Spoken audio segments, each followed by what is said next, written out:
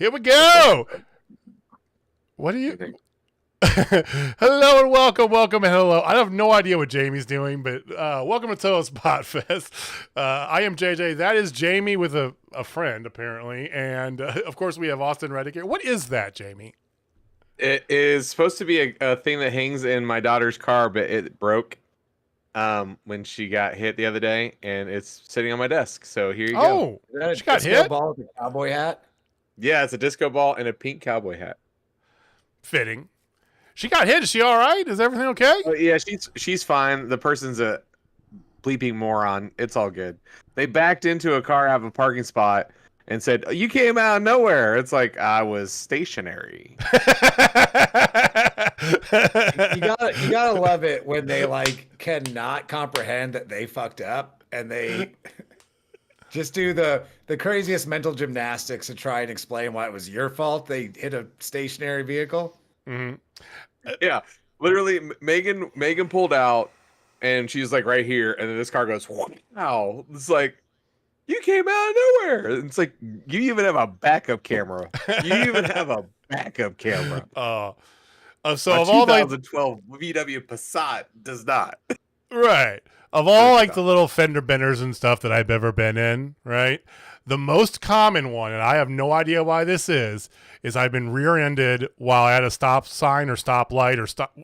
I've been rear-ended 5 times in my life, right? You know, most recent one happened right at the beginning of COVID, right? I was going to Target and I'm sitting there in the stop lane and I'm in the turn lane. It's a red light, and all of a sudden, boom, why does that people? Is the car totaled? Is it good? Is it just a little banged up, or is it? Oh yeah, no, it's fine. We took it to CarStar or whatever, and we'll know here in a minute when we can take it and get fixed. So it's not okay. Cool. It was very, very light work, so it's all good. Well, that's wonderful. Hello, Big Rob, and hello, everyone else. If this is your first time joining us here, please feel free to hop in and chat with our friend Big Rob and others here shortly. We do thank you guys for giving us some of your time. Thank you for watching. Thank you for listening, those of you listening on the replay. As always, please like, subscribe, share with your friends, hit the little notification bell so you know when we go live. Oh, man. Just tell 2 friends, and then have them tell 2 friends, and then they'll tell 2 friends, and so on, and so on, and so on. That's how it works, right? That's how pyramid schemes are built. I mean, yes, that's how it works. Man, there is. I kind of, shoot the crap a little bit, but man, was tonight a fantastic night of wrestling or what, gentlemen? I mean, when I'm watching this show, I know for one, Austin's happy because there's a certain person on there, not once, but yes, twice, and with some inspiration, which we'll get into. And then I knew you were happy because there was not one, but yes, 2 women's matches. Ooh. And then me, who got to see Okada. So, Yep. I feel like tonight was finally the prince that was promised. And we'll get into that and what I mean by that. Because I'm very happy, gentlemen. Very happy. That's great to hear. You know what would make me happier? Mm.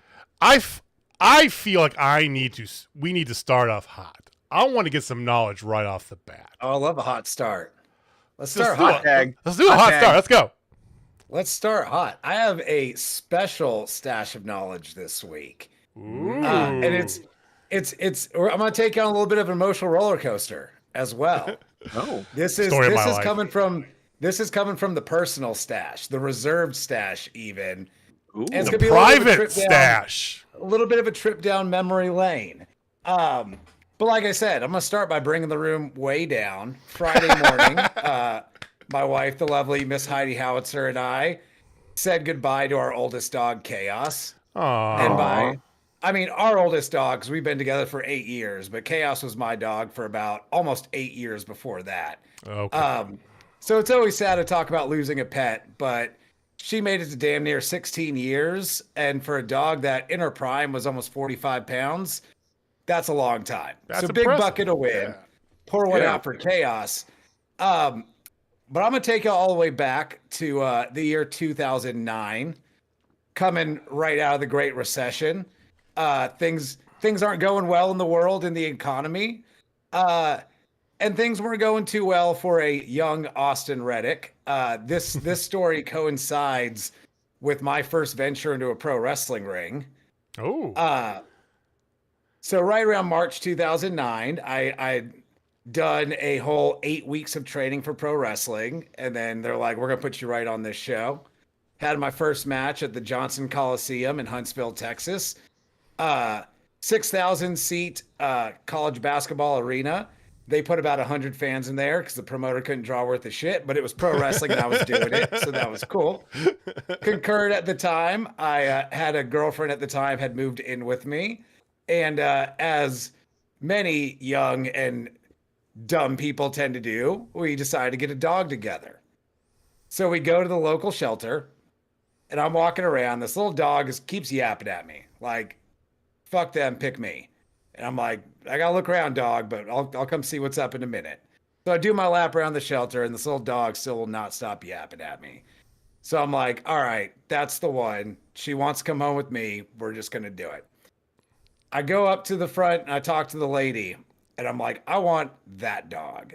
And the lady's like, well, that dog has a hold on her from some other people, but I saw you wrestle at the Johnson Coliseum the other day and I really liked you. So I'm going to call them right now. And if they're not here by 5 p.m., it's yours. This was 2:30 in the afternoon. So we head back to the apartment. About 2.5 hours later, I get a call from the lady. She's like, yeah, they couldn't make it in time. Come get your dog. And so I went back to the shelter, picked up Chaos, and the relationship with the girl didn't last but a few weeks longer, but the dog was around for damn near 16 years. And so that is how pro wrestling got me my very first dog. That's good stuff. That's a great story. That's amazing. That is so Yeah. good. I told you, I may as well bring it down, then bring us right back up. Right back, Yeah, right back put up one in out. it. Yeah, big bucket of win for my girl Chaos. She lasted a damn long time. Here's to you, Yeah. Chaos. 16 years. That's impressive. Chaos. For sure. Well, You're so here. she had a spinal stroke when she was 8. So the back half of her Jesus. life, she only had 3 working legs. That's Oh, wow. that's a And hell of as a dog. recently as December, she was still making it up and down the basement stairs. I used to Wow. joke that dog was going to outlive all of us. She didn't, but she made a damn good try. Man. That is impressive. That is damn impressive. That is a hell. And this will be a lesson to you, those of you out there who are thinking about doing wrestling. Do it. Worst thing that happens, you get your name bumped up on a list to get a dog. Yeah, that was Well, actually one of 2 times I've been recognized not at a wrestling show.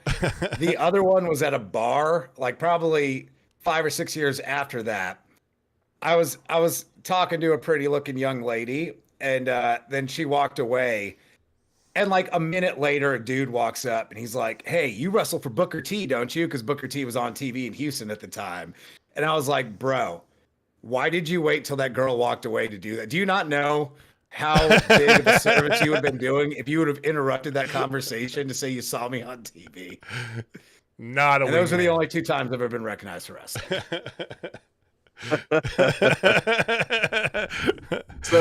So fun fact about people wanting to do wrestling. Your champion, the current reigning and defending champion, the daughter of me, is expressed interest again in going into the wrestling biz. So that could This be is- a thing, gentlemen. I mean, this Hey, is there's a this damn is fine not school out there in Kansas City. There is a This dance is- fine school in Kansas. This is not a one-time thing. She's brought this up multiple occasions now.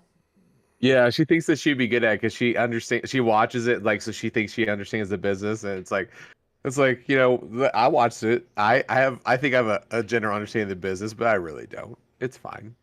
I do have to say, outside of like elite athleticism, which will trump pretty much anything else, Yeah, just genuinely being a wrestling fan will get you very far. Because like, Yeah. that was me. I watched more wrestling than anything else. I still, as an adult, fastly approaching 40 years old, watch more pro wrestling than anything else.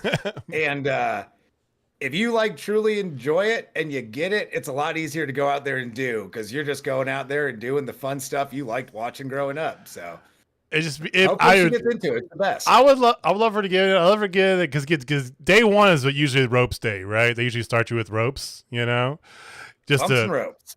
just to see, because that's like kind of the weed out of wrestling school. It's like, all right, you are a fan of wrestling. Let's see if you really want to do this. Run these ropes for the next 3 hours. And that's why it's good that there is a very good school there in Kansas City she could go to. Because too many schools, they do try and weed out everyone that comes in. Because most schools are run by pro wrestling promoters who are the dumbest business people on the planet. And they would rather like try and make someone quit on their first day than have them just pay them to train and keep coming back. Because logic. it's like I don't want your money. I want you out of here. Like, come on, man.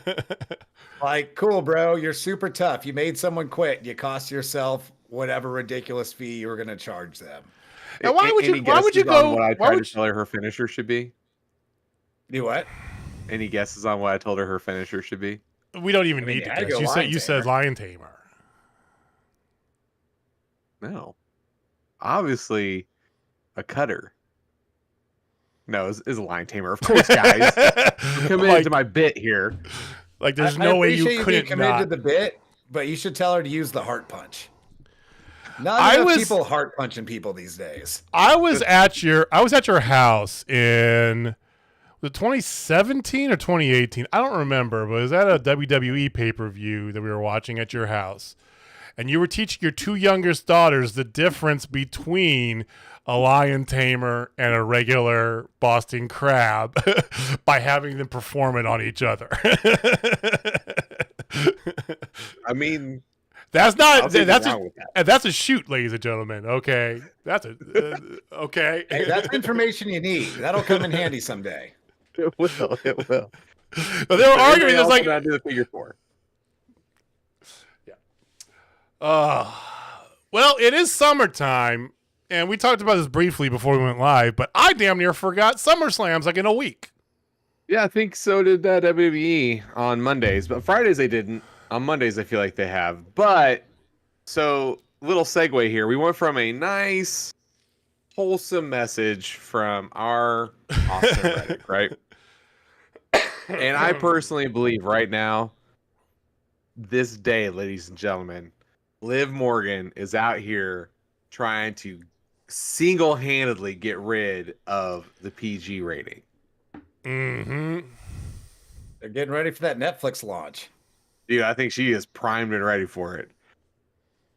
I mean her butt's gone viral more now than it has many times before. I have no complaints. I'm sorry. Going to Netflix and getting edgier no shame. certainly couldn't hurt. Because in the words of Johnny Cash, but not really, because it was Trent Reznor that wrote the song, I hurt myself today. Not really today, it's Tuesday, but yeah. I did it once again. I threw on the Hulu abridged version of Raw.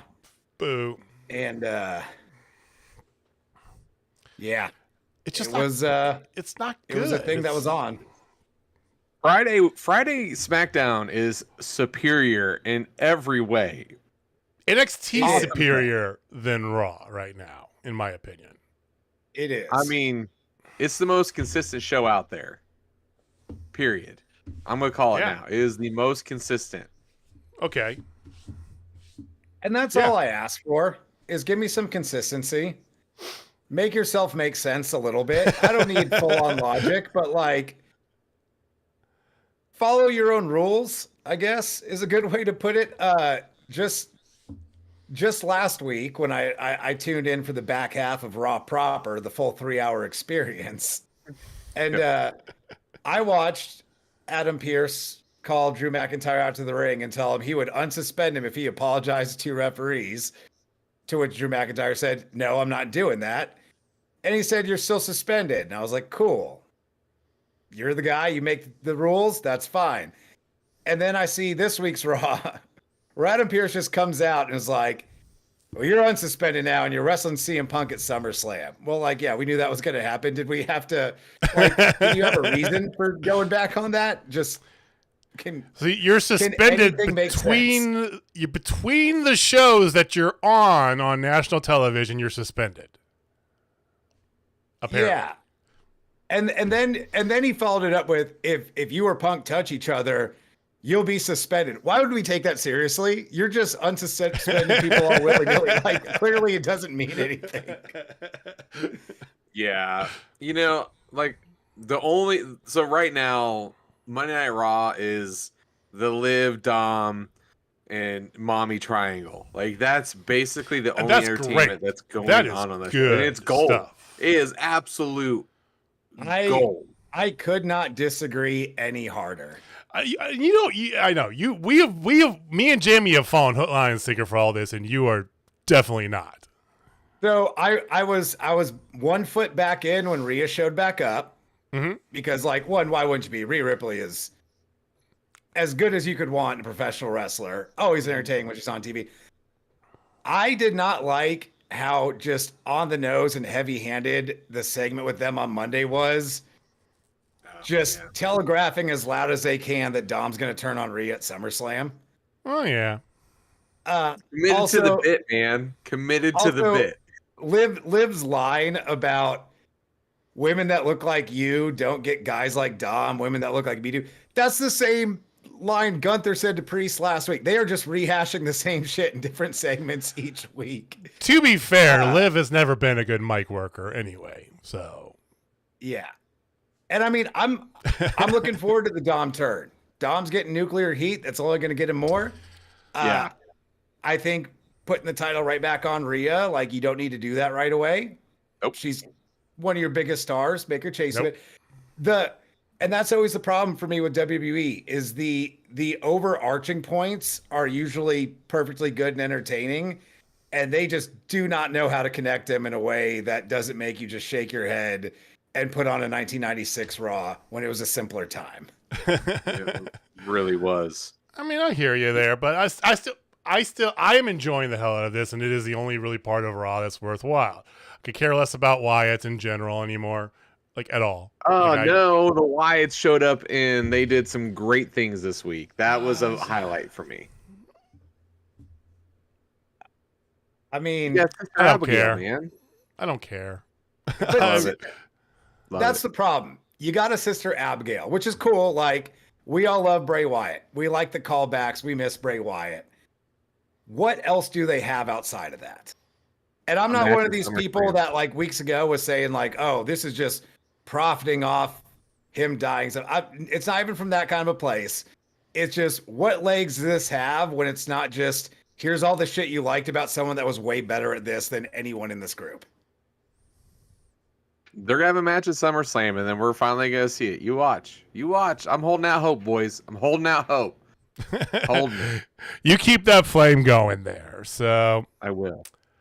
But no, SmackDown's been excellent. I will say that. I'll even use the E word. It's been excellent. It's been really good. NXT's been fantastic too. And NXT is basically TNA 2.0 now. I mean, they've more or less moved everybody worthwhile over from TNA. The Rascals Did you hear were what there. they did? Did you hear what they did for all the fans? No, I missed it. What? So all the people who drove up, like, you know, the 150 fans, or it's not very many, or whatever. They put autographed, like, flyers of Joe Hendry on all their cars. Oh yeah, I saw that. Autographed. That is cool. I saw. They are doing the NFL right training camp. Right. No, they are setting Joe Hendry up fantastically for when he makes the full switch over. I mean, fantastically. I forget exactly who it was. It was one of the Saints running backs. Might have been Jamal Williams or something like that. They had a little video clip of him arriving at training camp saying he believes in Joe Hendry. And it will never not pop me when anyone famous outside of wrestling mentions a wrestling any wrestler ever. Yeah. That's Like, so y'all great. remember when LeBron used to show up on Raw when they were running through Cleveland? That used to be like the coolest thing ever. Like the biggest basketball star in the world at the time. They'd always have that. Or they have like the Chiefs when they come to Kansas City, or they have the Steelers in Pittsburgh, right? Front row, right? You know, it's cool. It's like, yeah, it's always cool like that. And I mean, they got some of the Celtics on SmackDown a few weeks ago. But yeah, True. that is one of the things WWE has always done well is if you got a local celebrity, throw them out there. So, do you guys remember John Randall on the Vikings? Yeah. Yeah.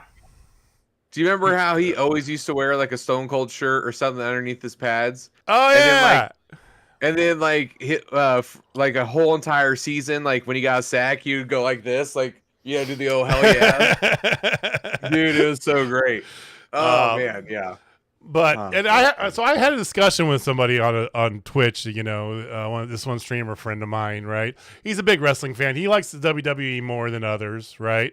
But he appreciates most wrestling out there, right? And he's just like, I just don't get. I don't get the whole I understand it, but the Joe Hendry thing is just not for me. I just don't get it. And I'm like, oh, because I was the same way at the very beginning. I go, what? I believe in Joe Hendry. And then in a very short time, I was like, yes, I see what I see. And yeah, they are doing the one thing that WWE nails better, I think, is the long-term story arcs, right? But also setting certain people up correctly, right? And they are setting him up gloriously. Like, it's really good. I'm so happy for it.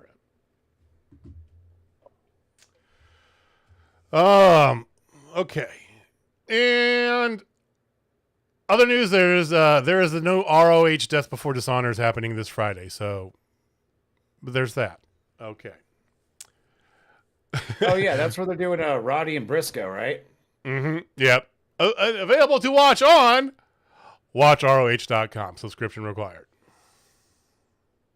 So you know how we all agree that SmackDown's probably the most consistent, right? Yes. But I will have to say AEW's been on a bit of a run, ladies and gentlemen. And people say it's just a wrestling show and not storytelling. Like, you can get effed right now because damn. The storytelling is on point right now. You have 2 solid women's storylines. You have 3 or 4 solid men's storylines right now. And the storytelling that happened tonight, gentlemen, was epic. And I'm about to kill a cat right now. Yeah, anyone that says AEW doesn't tell stories just doesn't watch AEW, or they've been conditioned to think that telling stories means you walk out there with a microphone for the first 20 minutes of every show and accomplish nothing. Yeah, their storytelling is great. I'm interested to hear your thoughts because I actually had some criticisms of the storytelling tonight, but we'll get into that as we go. Okay. Not any harsh I have a ones. minor one. I enjoyed the show. I enjoy where everything's going, but yeah, we'll get into it as the show goes on. Well, let's get into Dynamite here. So, Blood and Guts show. We gotta say Blood and Guts, of course. You know, so you just want to go through it start to finish. Let's just go start to finish. Okay. Yeah. So, Jamie. So, speaking of the traditional storytelling that you were just talking about, old school trope. Let's go.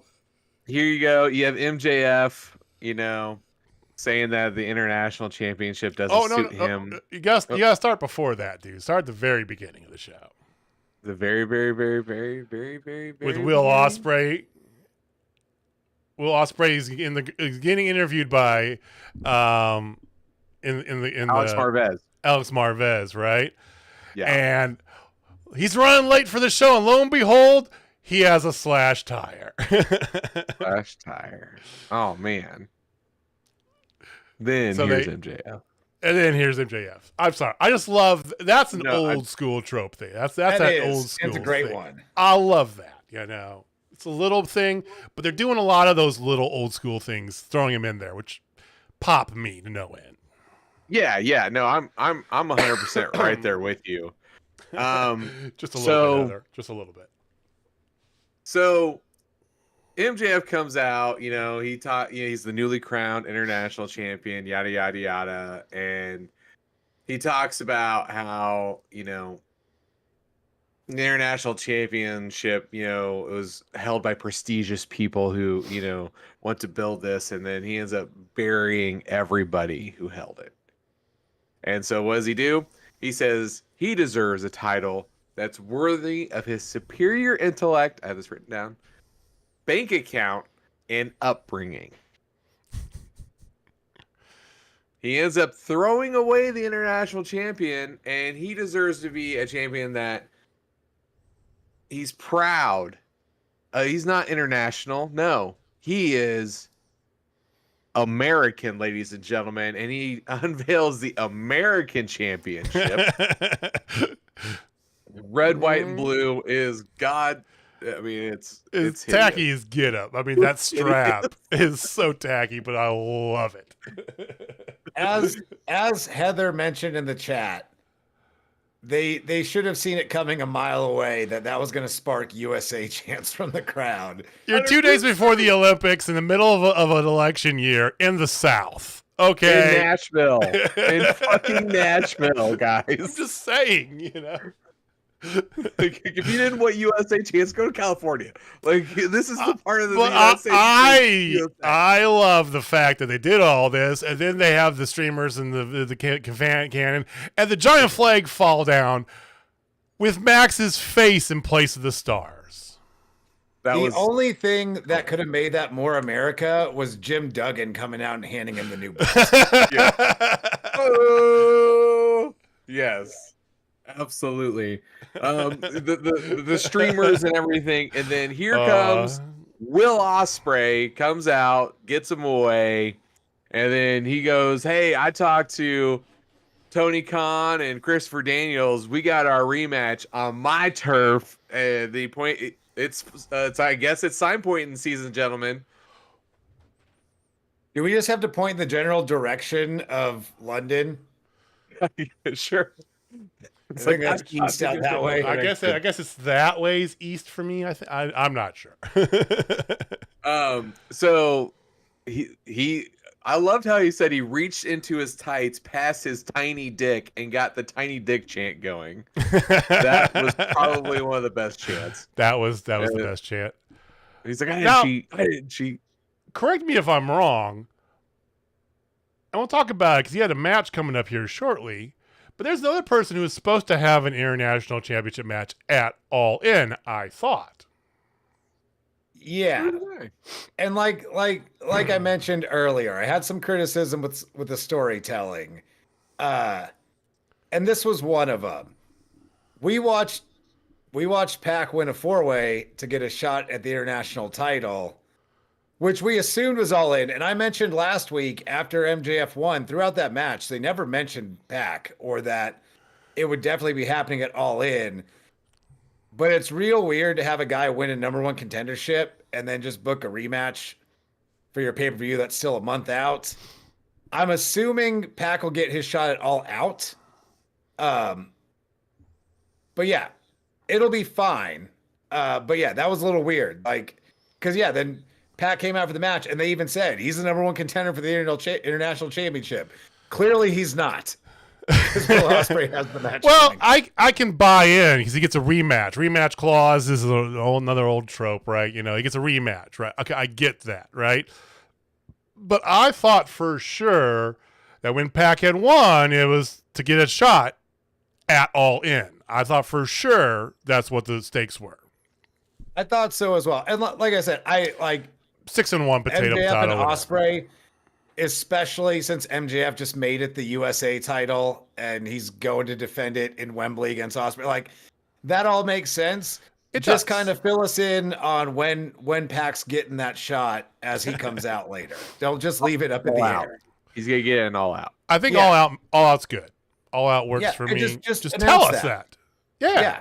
Tell us that. Just fill in the gaps just a little bit. Like when the USA title first got revealed, they actually got me on this. When that first got revealed, I was like the idea of an international championship was cool. Then Ospreay came back out to get his rematch, and like assuming MJF's going to drop that belt right back to Ospreay at Wembley, it's a cool little story beat. But yeah, just a little all over the place. It was. So was the next segment with the Elite when they're trying to do the coin flip for who gets the man advantage, and of course the Elite are beating up Christopher Daniel like, oh, we have our own, our own coin. What does it say? Oh, we got the man advantage. Where's Hanger? Where's Hanger? Oh, he promised, which I really liked how they did that. That piece I liked, but it was just kind of like, okay. The rest of it was unnecessary, Yeah. They could just cut backstage to them. We're going to do the coin toss. No, we're not. We're the Elite. We're EVPs. We get the man advantage. That's all they could. That's all they had to do. But whatever. I gotta say, I like them going out of their way to rig the coin flip. Like almost, I think it fits their heel character to be that ridiculous about it, to make it still look legit, even though it clearly doesn't look legit at all. Instead of just stating like, no, we just get the advantage. Like that's a very Young Bucks EVP thing to do. Yeah, Heather, were you at the show tonight?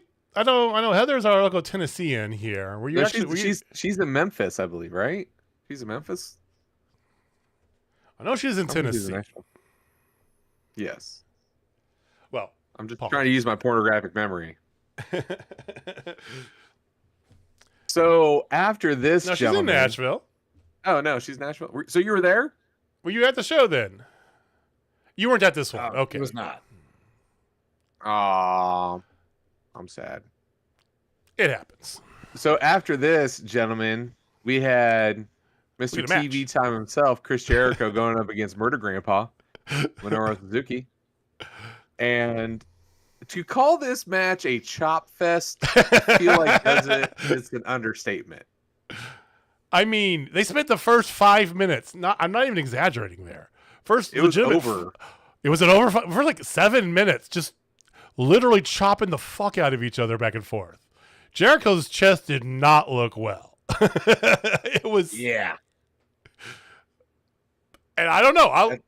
Sometimes simplicity wins. I loved it. I love this match. Yeah, Jericho's been on a run recently. The shit he's been involved in has been entertaining. And who doesn't want to see Minoru Suzuki on their TV? If you would like to see Minoru Suzuki live, Friday, August 2nd, at the Oriental Theater in Denver, he will be at Lucha Libre and Laughs, taking on the Mile High Magnum Dak Draper. So put that on your calendar. But back to Dynamite. This match was fun. You know what? And if you don't want to see him live, well, that doesn't work for me, brother. Do you pull that into everything now? I try to. I've worked it into work. I've worked it in at work 3 times. 3? Okay, good. I'm very proud of you. Yeah, like they were talking about something like, well, I'm like, well, that doesn't work for me, brother. And they just look at me like, what? It's like, sorry.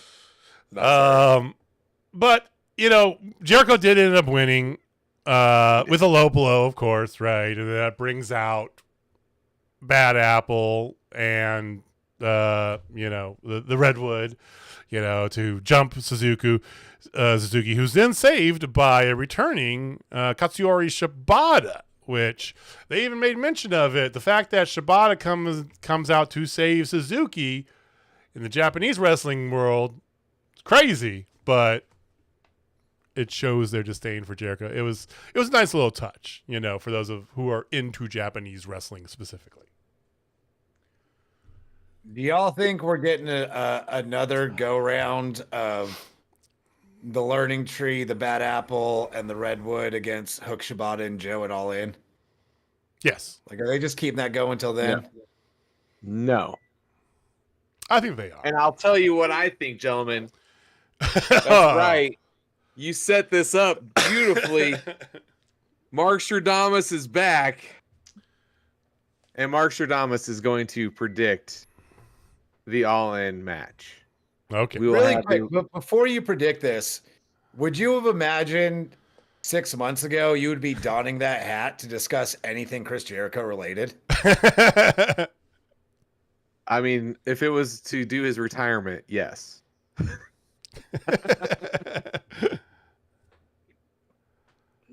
No, I do not believe in Sleepy Joe. Oh, Donald Trump, poor guy. It's probably your ear, man.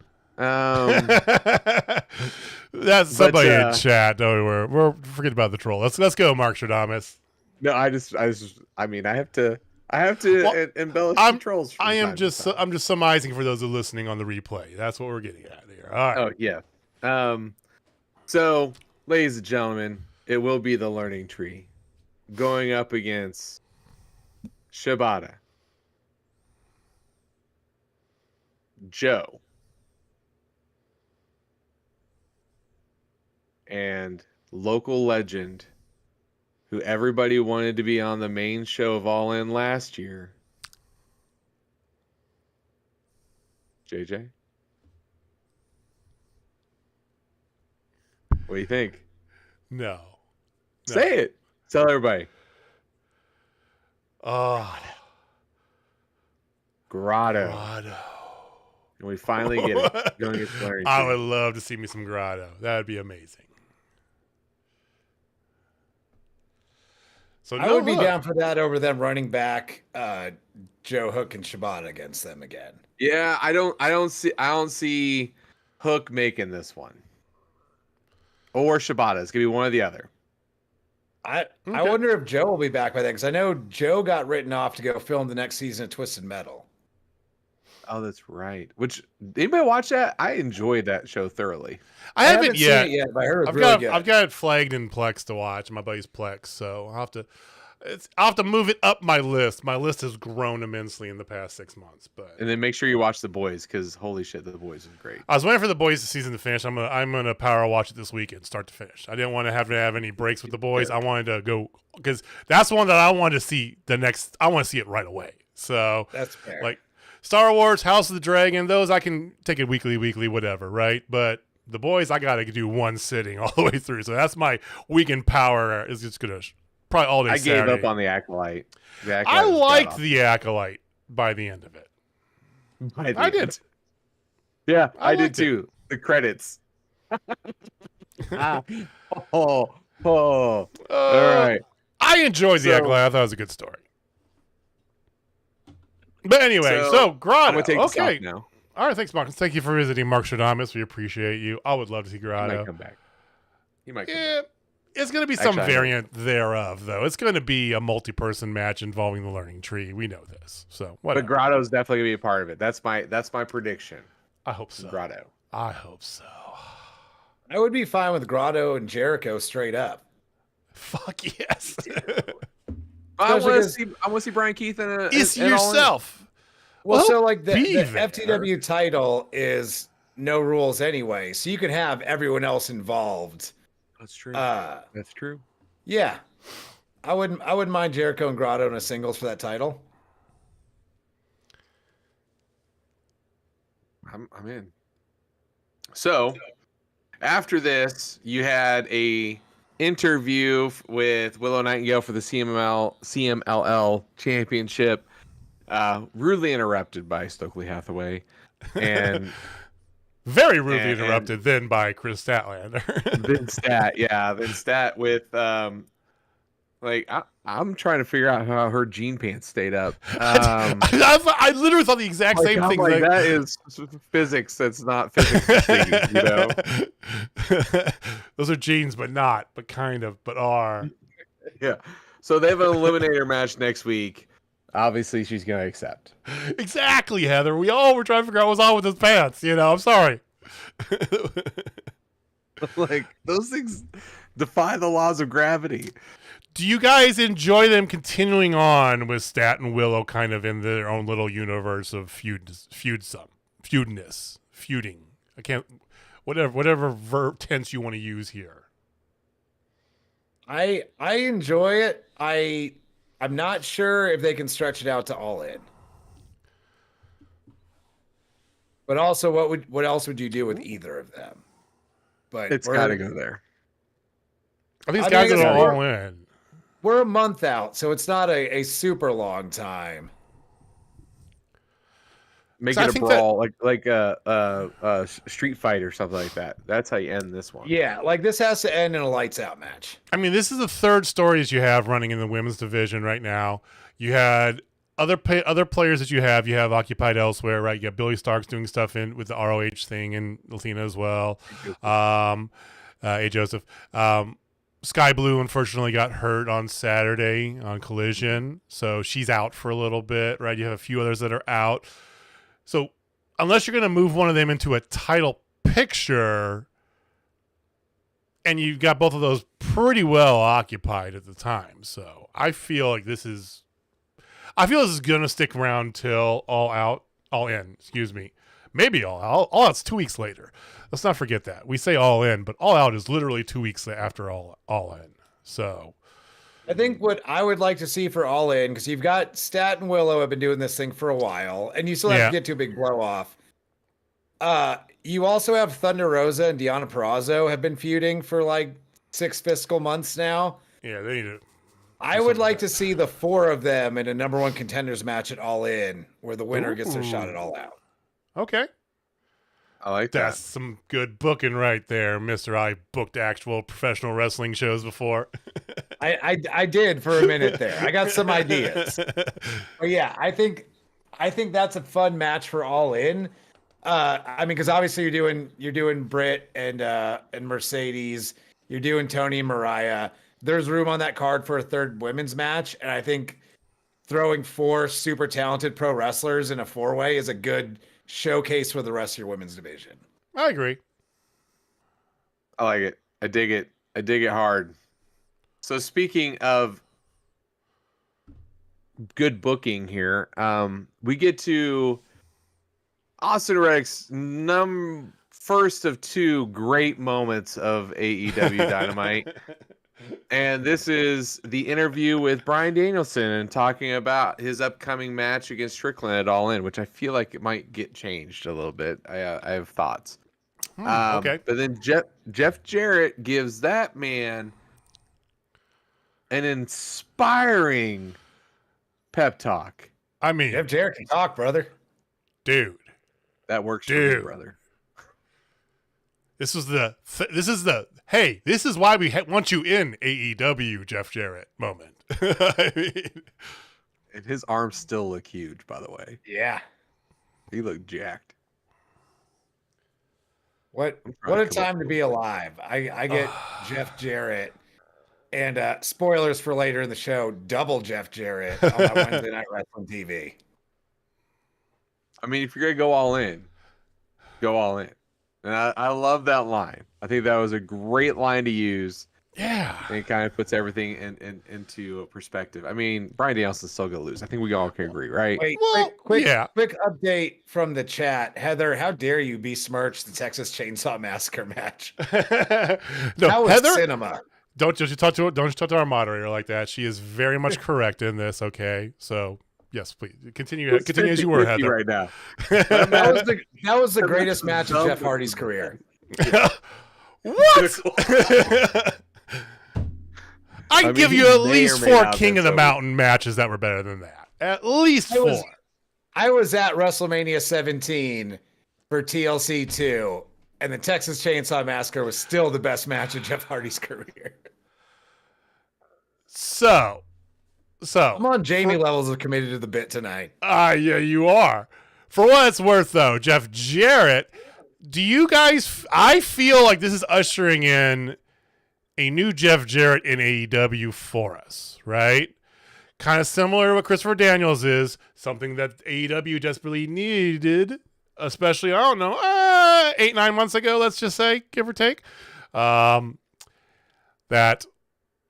authority figure, wiser,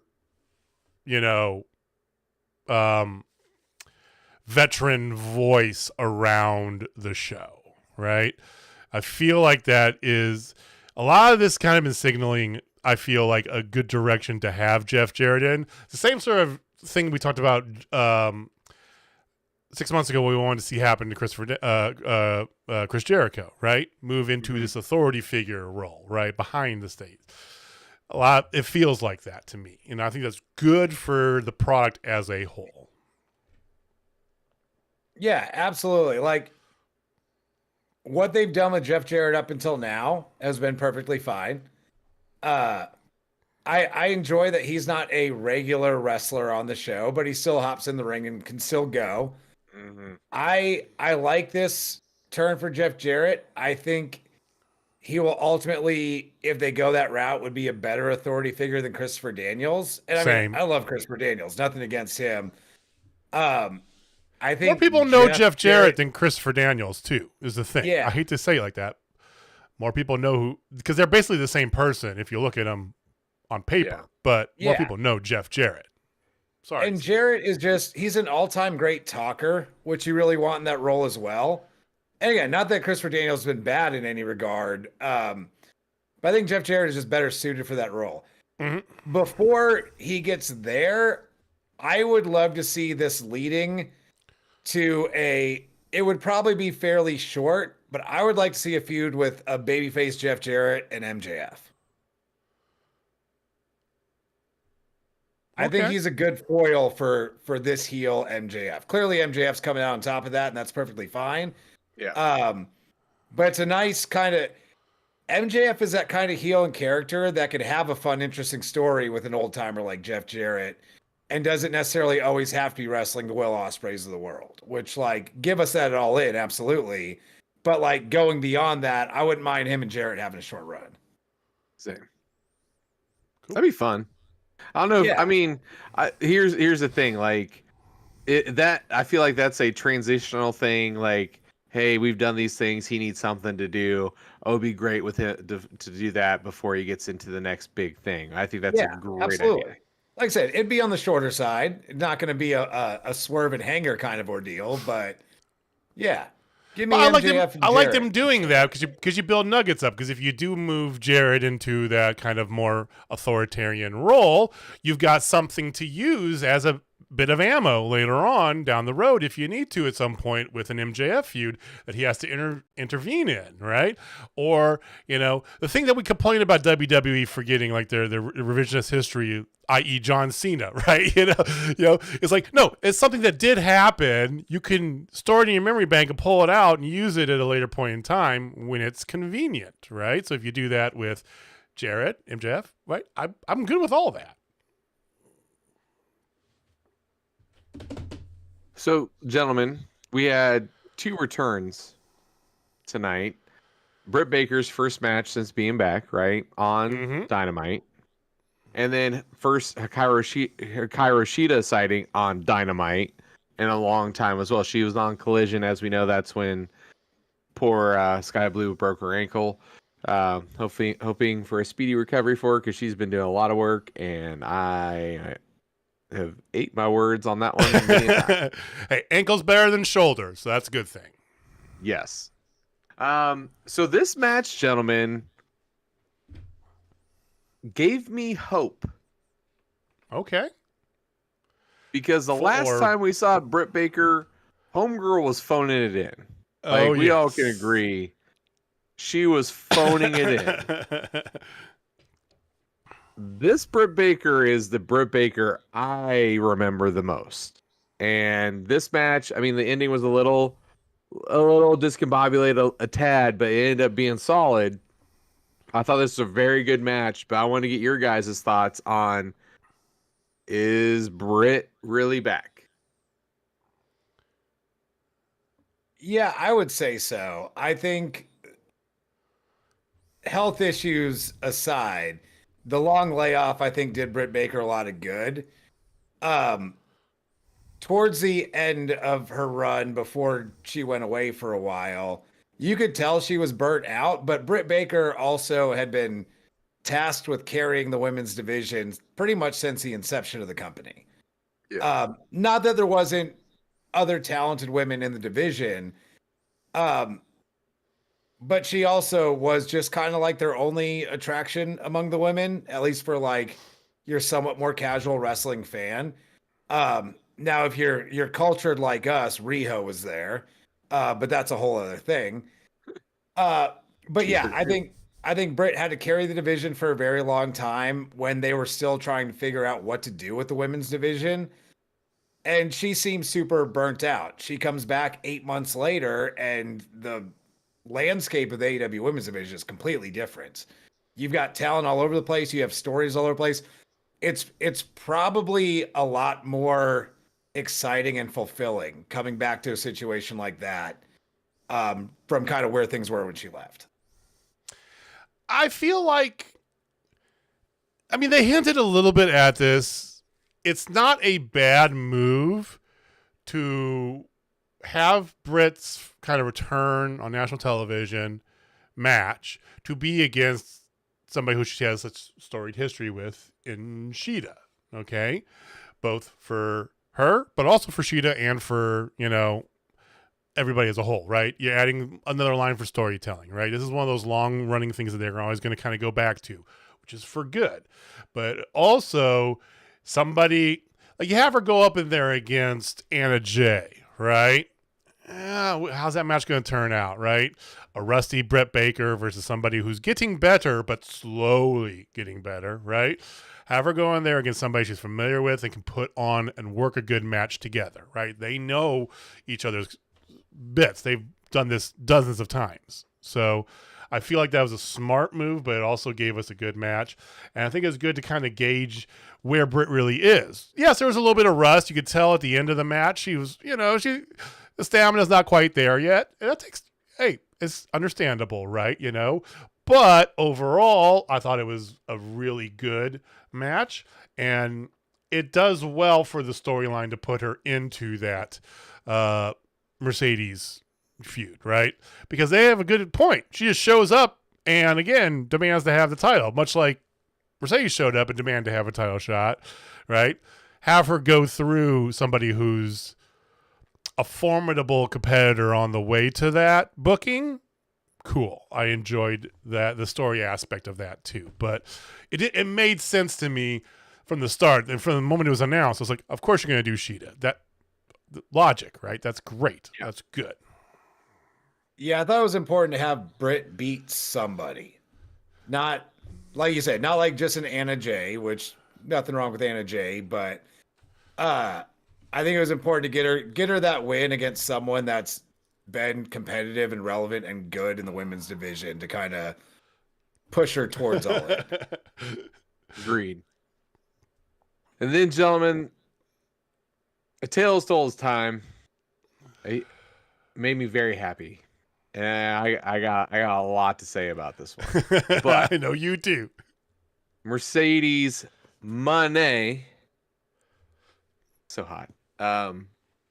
But sorry. I was doing my best to Okada right there.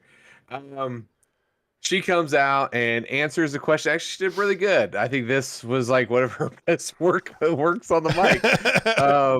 And she's like, "Hey, I got an answer for you. No, I'm not going to wrestle you." She's moved into full heel, so that's the point. It's perfect, right? And then in her ascension as wanting to be Shawn Michaels, she got her diesel. That's right, ladies and gentlemen. She got her diesel tonight. And Kamille, the long rumors of where Kamille is going, she went here. She looked amazing. I love me a good torture rack. Thank you, Lex Luger. And that, she looked stunning. She looked powerful. She has some China vibes in her gear. Perfectly. Like her gear and stuff. She has some China vibes going on tonight. The way she had her hair and everything. She's built like a brick shit house. She's literally brick house. She is. I mean, oh. Yeah.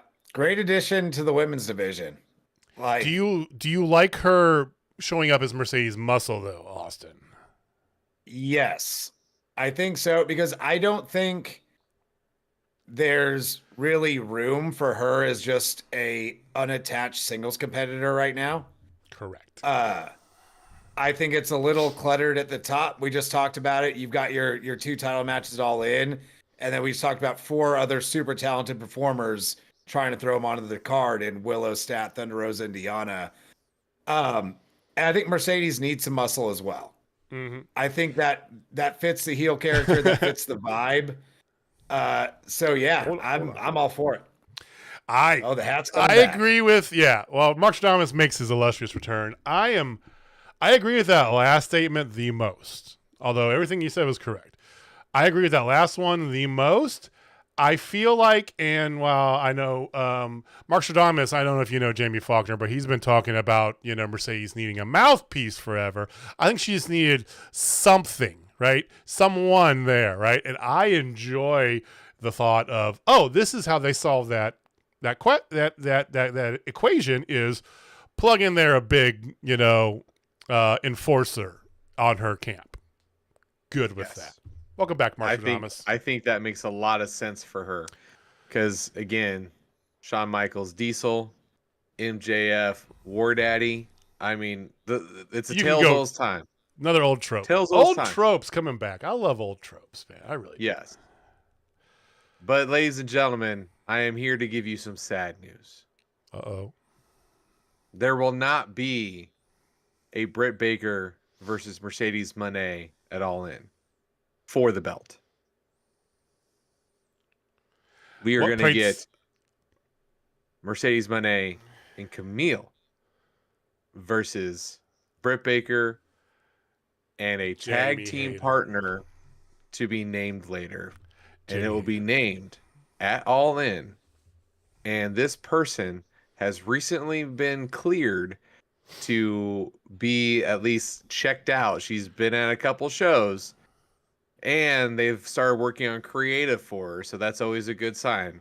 No word if she's actually cleared to wrestle or not yet, but at least they're doing that. And yes, ladies and gentlemen, they're going to be in London. Jamie fucking Hayter.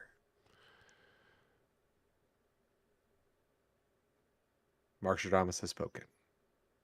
I'm going to hard disagree with Mark Stradamus on this one. I don't know. To me that, because she has continually said no to the match, right? I feel like this makes a lot of sense because you get the Jamie Hayter pop return because you want that at London. Mm-hmm. You can do Baker Monet as your main event 2 weeks later. Get it all out. I think you do get the Hayter return it All In. I don't think it's in a match. I think Mercedes beats Britt with Kamille interfering. They go to jumper after the match, and you get Jamie Hayter running in for the save. Kind of going back to the landscape of women's wrestling and AEW changing so much over the last, 6 months or whatever, and Hayter's been out longer than that. Your AEW women's title match is a lady from the UK and an Aussie, which is close enough. It's I don't think having Hayter wrestle on the show is as important as it was last year, or would have been if she was healthy. Okay. I think you'll get a big pop for the return, and you'll probably do the tag at All Out. I think they're too invested in Britt versus Mercedes to not pull the trigger on that match for All In. Okay. I think it makes more sense because of the tag. I like the tag team because it gets more women on there, and then you could put a stipulation like if Britt wins, she gets her at All Out. Plus, the way I look at this, I'm thinking about the total card. You've got Swerve and Bryan Danielson for the world title. You've got MJF Ospreay for the American or international title, whatever your particular flavor is, right? You've got Toni Storm versus Mariah May for the women's world title, right? There's now a TNT title match, right? So you've got a lot of big title matches. I don't think you need to include the TBS in that. You can extend that out, much like they did last year, and move one of those title belts as like the main focus for All Out. 6-1 though, I think we all agree we're gonna get Hayter back at London. All right, here's a fun question for y'all. Would you rather see Hayter involved in the Brit Mercedes thing, or would you rather see Hayter come out and confront Mariah May after she inevitably wins the AEW Women's title? The Brit, they have history. I think the bigger pop is Mariah May cheating to beat Toni Storm and Jamie Hayter coming out afterwards. I mean, you're not wrong. I just think the pop's that going to be big feud's for her. not ending for a while. Yeah, I hear you. Because what do you do with Tony if you're immediately going to move Mariah into Haterland? I think you give Tony a little bit of a break because she's been carrying the division since October, November. Like, I'm with you. This time last year, you've had a year of timeless Toni Storm almost, and it's all been great. Boy, it doesn't. But I don't think you can run that into the ground by keeping it going forever. I think if Mariah beats her for the title, also it was Tony losing the title is what kind of turned her into timeless Toni Storm in the first place last year. I think her losing that title at All In stabs her back. Even if it doesn't stab her back, she should be gone for a little while. Kind of like that should affect her because we saw how bad it affected her last time. Yeah, I'm with you. And yeah, I think give her a little bit. I mean, you just gave her the 2 weeks off since Mariah may be done, but like give her a little bit of time off to kind of refresh her with the crowd, and then you can send her back into whatever's going on. You can put her right back in the women's title picture doing whatever. But I think Hayter coming back after the AEW Women's Championship instead of the TBS title makes more sense because that's the title, and that's a title she never lost, right? Yeah. Okay. never lost it. I just want to see Jamie Hayter back. Yeah, she was such a talented and the homegrown overness that she had was unprecedented in AEW, pretty much, right? There have been people who's blown up, but we've kind of seen it coming, right? You know, all right, yeah, that's deserve it. You know, Hayter's one that kind of came out of nowhere and you know, just naturally became so big. On, you know, I just want to see her back, period. So I'll take either. Yeah. And like what a testament to the AEW's women's division in July of 2024 that seriously, yes. It's not just please Hayter get back because this is boring. It's where do you put her when she comes back because there's so much cool shit going on. There's multiple options. Yeah, I'm with you there. Good point. I love it. I love how we can have these types of conversations. It's like we do this or something, you know? I know, right? How about that? So after that, you had a quick little moment with our father, Christian, talking about how they recently won the Trios Championship, and his son, Nick Wayne, is going to be in the Rampage Rumble, or Royal Rampage, sorry. And he's getting ready to talk about, and he sees Kip Sabian over there, which, you know what? It's nice to have a Kip Sabian sighting. Yeah. Literally, like Heather says, like, you know what? That dude actually can wrestle. Like, he needs to be on there a little more. Yeah. Well, three things. It's nice to have Kip Sabian. It's good to see Nick kind of doing some talking, right? And kind of, because, again, we all agree this is the greatest thing for him to do is to kind of go under the tutelage and, you know, the guidance of Christian. We like this, right? But you got to grow him because he is a generational talent. No offense to MJF. This guy is it, right? And so you got to hear him talk a little bit. Didn't sound bad. Sounded pretty good. He did your father's dead kind of jab at Kip, which is nice. And the third thing is, I love how as the Trios champion, Kristen has all belts draped around him like he should. Committed to the bit that man is. I love it. I really appreciate that he has taken a step back since his TNT run, which you kind of had to. You had him as a focal point of the show for a good long while. You want to rotate people around the card a bit, but he is still doing the same work he was doing then, just in whatever spot they need him to. Like, he's just like Jamie. He's just committed to the bit, and he is always on. Should have worn that shirt, although this Austin I'm a professional shit stirrer. You know, that's what I do. I stir the pot. Got a big wooden spoon. Stir the pot. Speaking of committed to the bit, Pac beat the holy hell out of a 300-pound man who did a moonsault from the second rope. I thought that was like the highlight of the match for him. But yeah, so they made Pac look strong. They did say that Pac is the number one contender, and he does have a title shot coming up. Yeah, just tell us when. Just say all out. If it's all out, it's all out. That's your storytelling piece. That's that little jump in the timeline. Whatever. What if we get a little bit of a swerve and Pac goes to Tony Khan, storyline wise? Clearly, he wouldn't need to actually go have this conversation for reals.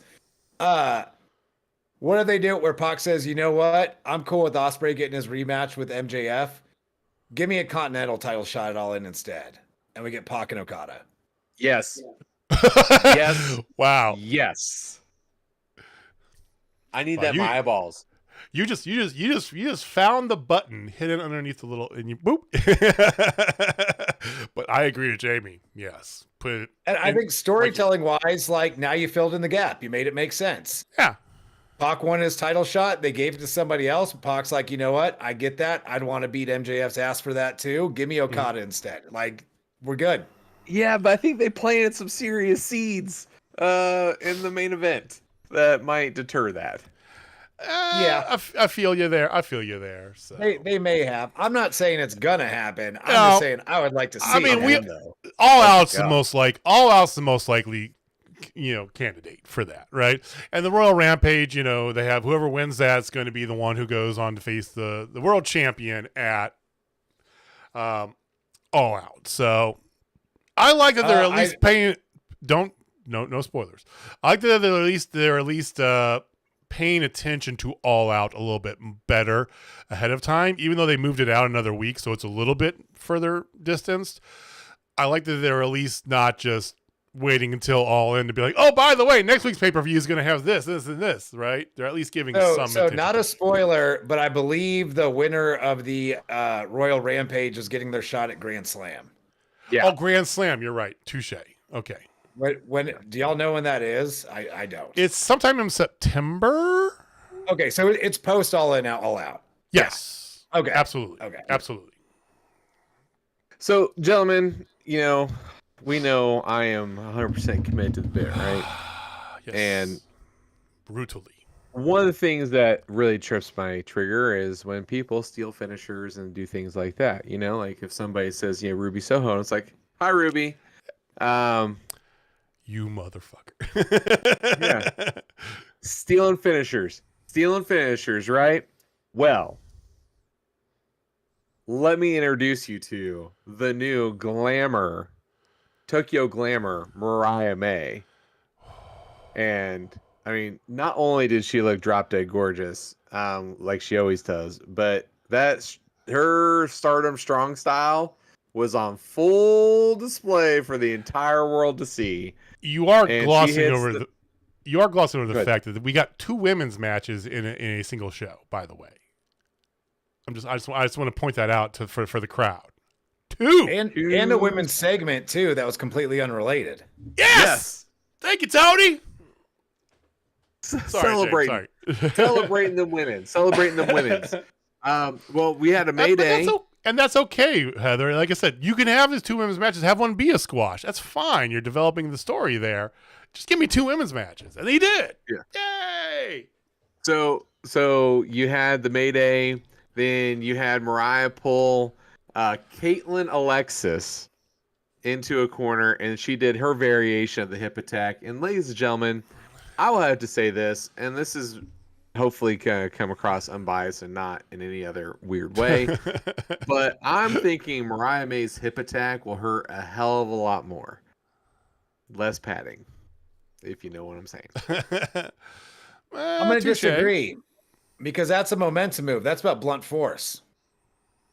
Yeah, but you got a bony butt behind it, man. It's like it's blunt force with like a sharp object. Well, yeah, but it's not physics. like you don't get as much momentum. That's physics, man. Physics I mean, is that's physics true. would dictate that more mass would equal a stronger collision. Yeah. But explain arrows. Arrows are They piercing. It's not penetrate about the because of the force. pointy. They penetrate from the pointy. I'm saying the pointy. If Mariah May gives someone a hip attack and her butt literally goes through their head, I will concede that point to you. But until then, I'm sticking with Tony Storm. Yeah. Well, we'll probably see it all in then. You're talking about a giant crossbow versus a trebuchet throwing a boulder here. Which one is going to do more damage on a castle? Yeah. Yeah. Well, we're talking about peoples. We're talking about peoples. We're talking about butts, ladies and gentlemen. That's what we're talking about. This is where we've delved into. Yeah, well, But- Mariah hits the Storm Zero, 1, 2, 3, and then Tony's music hits and she acts all surprised and she starts laughing because she's the one who did it. And then somebody comes into the ring and the slow pull off of the wig, and it is none other than timeless Tony Storm with the best facial expression in that moment for sure. They start going at it. They get pulled apart, and then Tony drops yet another just dime piece of a line of, "Are you prepared to die? Because I am." And I'm like, oh shit, this is gonna be good. Excalibur, which with Tony was first, when they first started kind of, squared off, brought up that it's more of a Tarantino-esque look to her, right? Mm-hmm. And I feel they're going to do that. I feel like they're going to go with this kind of Tony Noir thing going in now because she's been burned by her. So just another kind of tick on the awesomeness that is. And the reason that, yes, you're not wrong, Austin, she has earned time off. But my God, how good is this? It just keeps getting every week. It's like an onion, just another layer. It's so good. Yeah, and we get like 4 more weeks of this until All In. But after that, Give it put on the let it shelf. breathe for a little bit. Yeah. Make us miss Tony Storm a little bit, and then bring it right back. Yeah, perfect. Sign me up because this is gold. I do have to say, I had the same problem with this that I had with Britt and Mercedes a week or two ago. Too long of not fighting each other. Like, Tony's facials when she pulled off the disguise was good, but then she stared at Mariah with her back turned for like 2.5 minutes. And, like, that girl left you bloody with your own damn shoe. Like, tackle her and start beating her ass. Then get it pulled apart and go right back on with your business, but... Listen, it's time for your logic was earlier in the show, Austin. I want you to take that logic and just kind of This put it isn't aside. even logic. I just want to see them fight. Oh, I'm with you. Yes. Hey, this show has had multiple no logic moments and moments that defied gravity. So there is that. There is that. Oh, it was still a good show. Oh, dude, this show. So that was all pre-Blood and Guts. So they fit that all into the first hour 15. Then, the prince that was promised, ladies and gentlemen. When we first heard of Blood and Guts, we had a mental picture of how this match would go down. And I am, without hesitation, going to say, we finally got it. Okay, Austin, we posed this question a week or two ago as well. Austin, was this the best Blood and Guts that AEW has put on? I don't recall the previous ones enough to say for sure. I thought overall it was good. I didn't think it was phenomenal throughout. I thought it dragged a little in some spots. Yeah. I think the biggest thing that held this Blood and Guts back was one, you just did Anarchy in the Arena with the Elite a couple months back. I get that there's some stories built in here, and they did some good storytelling throughout. I don't think they did a good job of giving us a reason why this was happening, aside from, oh, it's Blood and Guts. We do it every year. That being said, it was still phenomenal. I enjoyed it. Yeah, the teams were just kind of weird. And I mean, you had the promo earlier in the night where Team AEW was arguing with each other until Mark Briscoe had to pull them together, which give me Mark Briscoe talking any day of the week. Fuck yeah. But it did just kind of seem like a thrown together team to face the Elite. And like I know there were stories between different people and stuff, but yeah, I didn't get a strong sense of like why we're actually doing this. Okay. But I didn't necessarily need that for a match called Blood and Guts that had all kinds of cool spots in it. I feel like the first one, even with the box fall ending of Chris Jericho, right? I felt like that was the best Blood and Guts there's been. There was a reason why the match happened, right? You had very strong, poignant, and it was a lot of blood. If y'all remember that, Dax was like a stuck pig in that thing, I mean, it was bloody, and it was overall. I feel like that was. I mean, we hadn't seen it before, right? But yes, the annualization of Blood and Guts is taken away from its specialness, right? Put it on the shelf, much like we talked about Tony Storm. This is something you put on the shelf until you need to pull it out, right? You have two groups who have such a hatred for each other, you have to pull out Blood and Guts, right? That's kind of the point. That being said, I popped so much in this match, and Jamie knows why, because I got spots out the ass that just tickled my fancy. So, I loved it. Yeah, I thoroughly enjoyed the match, but like you were saying, like it was there because they do it every year. I would like to see them just rotate through Blood and Guts, Anarchy in the Arena, and Stadium Stampede, and give us one, maybe two each year, and just give us a little bit more stakes. That was the other thing that was missing from this match. Now, they did a good job at the end, kind of making their own stakes and throwing it in there. Mm-hmm. But it wasn't like if Team AEW wins, the Elite loses control or anything. It was just another chance to fight the Elite. So, Jamie, you said Prince that was promised. Explain that a little bit more, why you feel like this was the Prince that was promised. So, the other, 2, 3? So last year's Kota Ibushi kind of did not know what he was doing, right? Kinda? Yes, very much so. And then you had the box fall, right? Well, you also had the BCC one with Claudio debuting, right? Yeah. Like you had so this one I felt like from top to bottom was the best. I felt like it had There were lulls. I'm not gonna say there were like with any of these types of matches. It's a 50-minute TV match too, So. Yeah, but I mean, you had it was insane. I do agree with Heather that unprotected chair shot on Jack Perry, that was a little scary because he hit the shit out of him.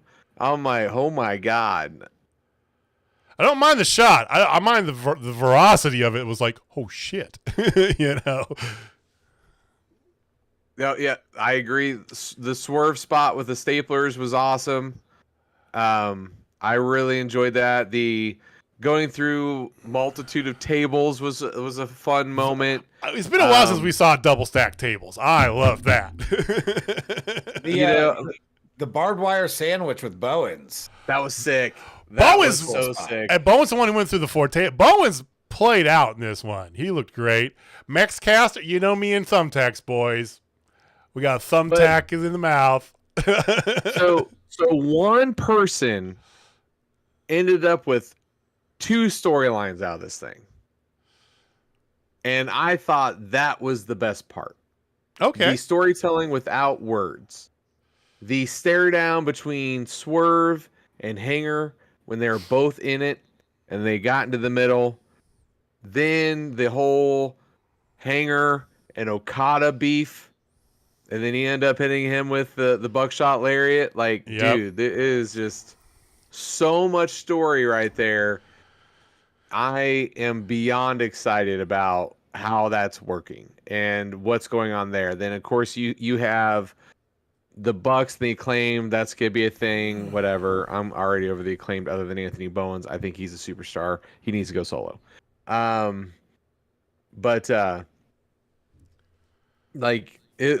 was very pleased with the storytelling. I think that was the main thing. Like,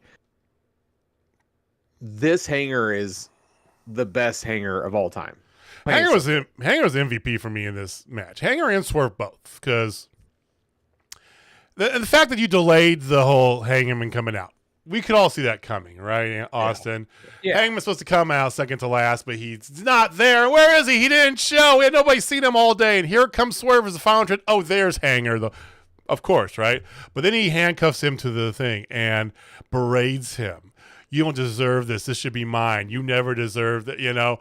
And again, like we talked about in the past, go back and watch if you ad nauseum, right? This is their feud. This is their like era defining, you know, put on the box art sort of feud, right? These two, because they're going to continue to run it back as they need to over time, and they should, because it's still good. Handcuffs him outside, but then Matt's all like, "We mean it. You were suspended last time. If you don't get in here, you're fired." Right? So he gets in the ring. They do the match, and then of course here comes to save Jeff Jarrett, appearance number 2 of the evening, ladies and gentlemen. JEFFJARRE double T. Yeah, I don't know if they were having a little trouble with the key for the handcuffs. A little bit. That got a little awkward. But here's the funniest part, because Nana was over there with the wire cutters because Swerve was going to cut his way into the cage. Why don't you just cut the little loops on the cage that the handcuffs are attached to and just get them right out of there right away? I mean, that's thin. That's a little tinned metal. That's thin. Okay, you can use whatever. But I like that in Nashville, you get Jeff Jarrett. Plus, you also get Billy Gunn coming out, right? Too. So you get good fan service there. You got the chair shot on Cutler. Yeah, the key thing, and then leading into the finish, it seemed like I think they're buying Darby time to find his gas can and all that. But like, boy, that chair shot though. He's about to slow down. But like a big match like that, that's going to happen sometimes. That doesn't really take away from it. Yeah, I did like Darby's. First of all, yes, Darby was entrant number 1 and get the shit kicked out of him because that's what happens to Darby, right? In general. But I think he has some, I mean, he's built for matches like this too. Sorry, him like monkey climbing across the top of the cage to do his coffin drop from dead center of the ring was fucking awesome. Yeah, that was great. I didn't like how they took Hanger and Swerve out. I think it needed to be something a little bit bigger. I'm with you. Minor complaint. Like it's fine. I hear that. I don't mind them being out. Yeah. Right? They don't need to be in this match. Yeah, absolutely. Take them both out so they're not involved in the finish. But in a match where you've got a barbed wire sandwich, you've got a coffin drop off the cage, you have them threatening to set Jack Perry on fire, which I'll get into that a little bit more in a second. Hanger and Swerve just kind of falling off the stage through a table. Like, I would have liked to see something a little bit, especially with all the history they have, something a little bit bigger, take them out of the match. You know what would be funny is if they go back and they're fighting back through the back of the stage all the way to the parking lot, and they stumble into somebody's pickup bed truck and start fighting in the truck. And then the truck just takes off. The guy leaves with them still fighting in it as they're driving away. That would have been awesome. Yeah. Like, and I think you could have had them brawl to the back and set up something big and elaborate to take them both out back there. But yeah, that was, especially with Swerve being the world champ, with all the history they have, it was just a little bit of an underwhelming way to take them out of the match. But it was a good thing to do. You don't really need them involved in the finish. Going back to the finish itself, I'm going to throw some unnecessary logic into this just because I thought it was funny, not because it was really a huge complaint. So you get to the end, they handcuff all of the elite except for Okada, which Okada seemed a little out of place in this match. Kind of like he was in Anarchy in the Arena. Like, he's not going to do a lot of the hardcore shit, which why would he? He's Okada. He didn't have to. But they like handcuff everyone else and then just kind of stomped Okada a little bit down the side. They've got Jack Perry handcuffed. Darby douses him with gasoline and pulls out the lighter. To which we've got, I believe it was Matt Jackson. It was Matt. Like Heather said, he's the more humanized one, right? Yeah. he gives Darby his title match at All In, and then surrenders to avoid Jack Perry getting set on fire, which there's not a safe way to set Jack Perry on fire there, so we knew it wasn't going to happen. My little logic complaint, though, is not 2 months ago at Anarchy in the Arena, we saw the Elite win a match where Jack Perry was literally set on fire. Like, he bounced back, and they won that shit. So, like, why is that as big of a concern? That's my stash of logic for the week. The man can take fire, Jamie. Put him on fire. Why not? I did really appreciate that Jack Perry was not going to surrender even when they were about to set him on fire. Like, they are doing a great job of Jack Perry. Is Jamie frozen? I might be. Oh, You were for a second there. For a second, I thought you were both frozen. I was like, did my stuff? Well, I was looking at Jay. Okay. Okay, so they're obviously doing. We know that Jack Perry is not long for the Elite, right? He's there as a matter of choice, convenience. His whole thing is like the lone wolf sort of thing, right? You know, which is fine, right? But they're setting up an exit for him out of the Elite, obviously, right? Right, Jamie? Yeah, for sure. What do you feel like? You know how? Because to me, him and Darby looked fantastic. They looked like main event players throughout the build-up and into this match as well. We already know Darby is what Darby is, right? But Jack Perry has come worlds way. Swerve, Hangman, that's going to continue to go on. You know, we know about all the others in the match there. What was your big takeaway from the match, though, at the end of it? I mean, did you like the fire angle? Did you not care? Oh, no, I thought that was great. I thought that was a quick, easy way to get somebody to be like, oh, we give up, we don't want him set on fire, blah, blah, blah. The only thing it was missing was Okada saying bitch. Although you did get the bitch maker, which is what Excalibur dibbed the ripcord into the low blow. The variation of the Rainmaker is now the bitch maker. And I love that more than you can imagine. Such a great name. So, Blood and Guts is over. We get a TNT title match at All In between Jack Perry and 47-time TNT champion Darby Allin. Literally, he has held that belt so much. It's kind of crazy. Yeah, for sure. Okay. I don't know where to go from here. That's about it. Y'all think we get Okada and Hanger it All In? Yes. 100%. Hanger has never set well with being back in the Elite, right? And he shouldn't. Especially after tonight, yes, give me Okada and Hanger. Absolutely give me it All In. Oh. I say he wins, too. Think he wins the title? Mm-hmm. I don't think you can put that title on him. Because his whole thing is he wants the AEW title and he wants Swerve. Like, he's going to throw it in the trash as soon as he wins it. He don't care.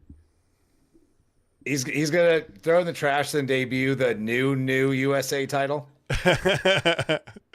The Western Hemisphere champion. We're running out of geographical locations between WWE and AEW. I mean, he's going to debut the Waffle House Championship. Oh, give me that. See, that's what we need. Next year, Blood and Guts needs to be held inside of a Waffle House. Yes, it does. Please.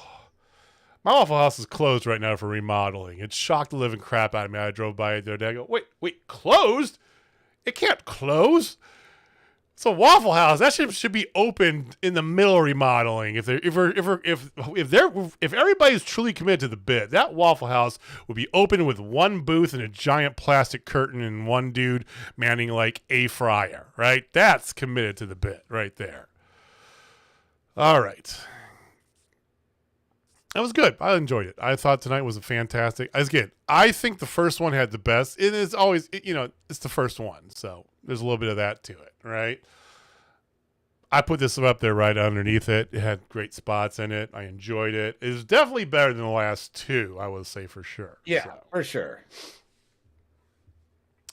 All right, boys. So we are about a month away from All In. So they got the build up going pretty hot and heavy now. We're past Blood and Guts, so it should be real quick 4 weeks, and we will be back with more next week. Same bat time, same bat channel.